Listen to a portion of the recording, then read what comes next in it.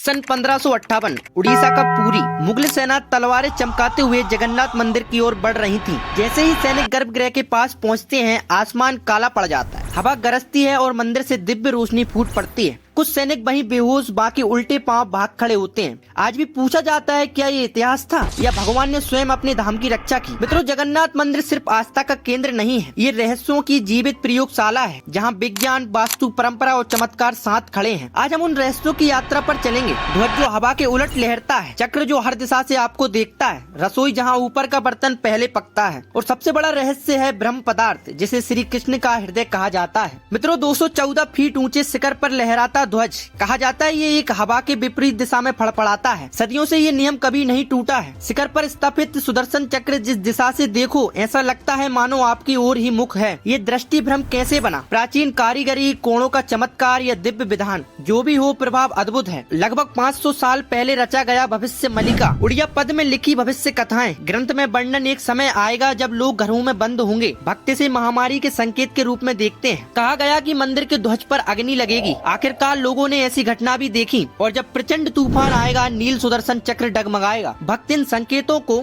युग परिवर्तन की घड़ी मानते हैं। भविष्यवाणियां सच है या संयोग, निर्णय आपका है, पर ये ग्रंथ आस्था और जिज्ञासा दोनों को बराबर चुनौती देता है। भगवान जगन्नाथ मंदिर का सबसे रहस्यमय अध्याय ब्रह्म पदार्थ मानता है कि ये श्री कृष्ण का जीवित हृदय है, जिसे हर 12 वर्ष में नव कलेबर के दौरान पुरानी मूर्तियों से निकालकर नई मूर्तियों में प्रतिष्ठित किया जाता है। उस रात पूरी शहर की बिजली काट दी जाती है, मंदिर घोर अंधकार में डूबा रहता है। चुने हुए सेवायत ब्राह्मण आंखों पर पट्टी, हाथों में मोटे दस्ताने, ताकि वे ना देख सके, ना ही स्पर्श से पहचान सके, दिव्य पदार्थ को स्थानांतरित करते हैं। कहते हैं जिसने भी इसे प्रत्यक्ष देखने का प्रयास किया, वह सुरक्षित नहीं लौटा। भक्ति से दिव्य कंपन, सतत ऊर्जा और श्री कृष्ण की चेतना मानते हैं। कुछ शोधकर्ता इसे प्राचीन ऊर्जा कोर जैसा प्रतीकात्मक रहस्य कहते हैं, पर सच क्या है? मंदिर के गर्भगृह जितना ही गहरा। मंदिर के सिंह द्वार की 22 सीढ़ियां प्रतीक है, जीवन के चरण, गुणदोष, यज्ञोपवीत के सूत्रों की तरह। इनमें से तीसरी सीढ़ी को यमशिला माना गया है। लोग कहते हैं ये यम का स्थान है, भक्त इसे छूने से बचते हैं। लोगों का तर्क अलग अलग है, पर परंपरा स्पष्ट, आदर और सावधानी के साथ प्रवेश करो, तब ही दर्शन पूर्ण होंगे। दुनिया की सबसे बड़ी मंदिर रसोई, हजारों मिट्टी के बर्तनों में हर दिन महाप्रसाद। सबसे हैरान करने वाली परंपरा, 7 मिट्टी के बर्तन एक दूसरे के ऊपर रखकर पकते हैं, पर ऊपर वाला पहले पक जाता है। लाखों श्रद्धालुओं को भोजन न कम पड़ता है न बचता है। भक्त इसे लक्ष्मी जी की कृपा मानते हैं। केवल लकड़ी के चूल्हे, परंपरागत मसाले, शुद्ध विधि और अद्भुत अनुशासन। अपने वैश्विक काल में जब मंदिर की रस्मों को अंधविश्वास कहकर दबाने की कोशिश हुई, रथ यात्रा पर रोक तक की बात उठी। उड़ीसा में जनता सड़कों पर उतर आई। मठ, आचार्य, गांव सभी ने एक स्वर में कहा, यदि भगवान नहीं चलेंगे तो हम भी नहीं। जनबल के आगे शासन झुका, रथ यात्रा फिर चल पड़ी, और तब से आस्था का ये पहिया थमा नहीं। दोस्तों, एक सवाल आपके मन में जरूर उठता होगा कि हृदय पूरी पहुंचा कैसे? चलिए इसे एक कथा के अनुसार सुनते हैं। किंवदंती कहती है, श्री युग कृष्ण के देहवासन के बाद अग्नि में सब विलीन हुआ,